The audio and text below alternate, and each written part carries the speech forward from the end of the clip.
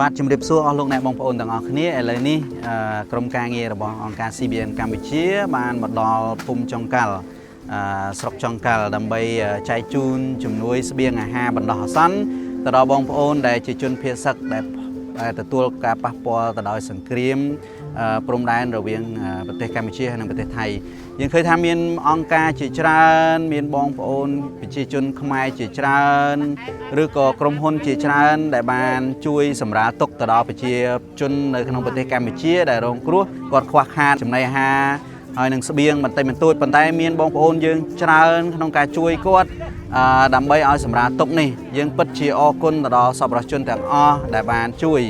ឃើញថាប្រជាជនកម្ពុជាពិតជាជួយគ្នាពិតជាទទួលនៅភាពកក់ក្ដៅ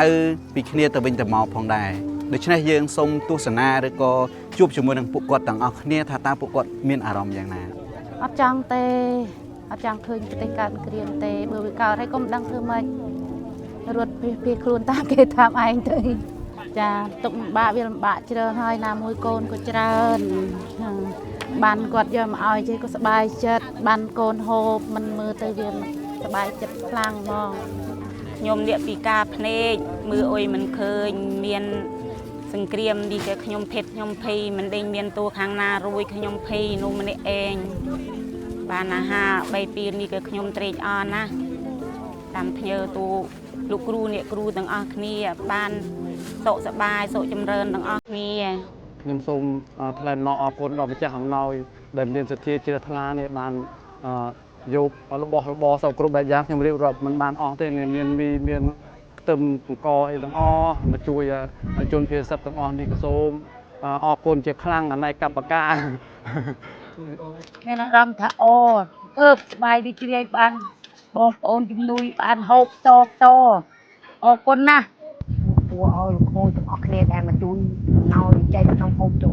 អត់ពីគ្រឿងប្លៅមកឲ្យសុខស្បាយគេទៅតាណាបានជួបនឹកមកវេទនាសោះសូមជូនពរដល់ម្ចាស់ជំនួយដែលឧបត្ថម្ភឲ្យខ្ញុំ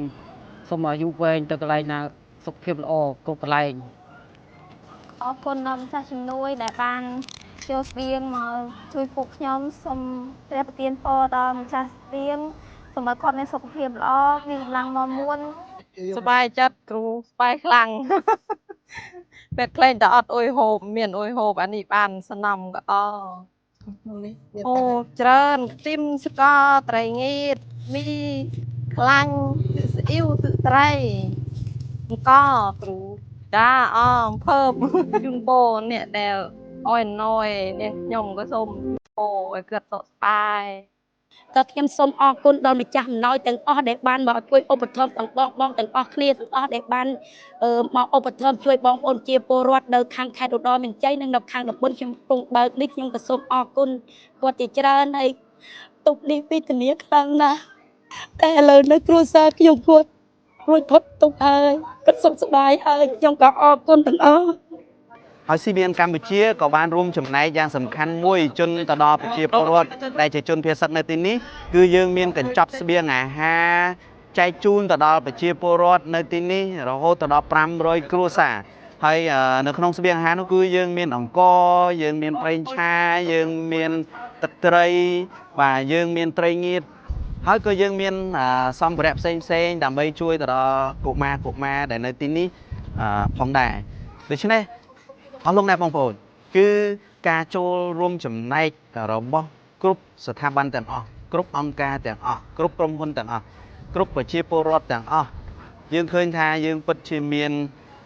ចិត្តសប្បាយរីករាយក្នុងការដែលយើងម្នាក់រួមគ្នាសាមគ្គីគ្នាដើម្បីជាតិសាសន៍របស់យើងផងដែរ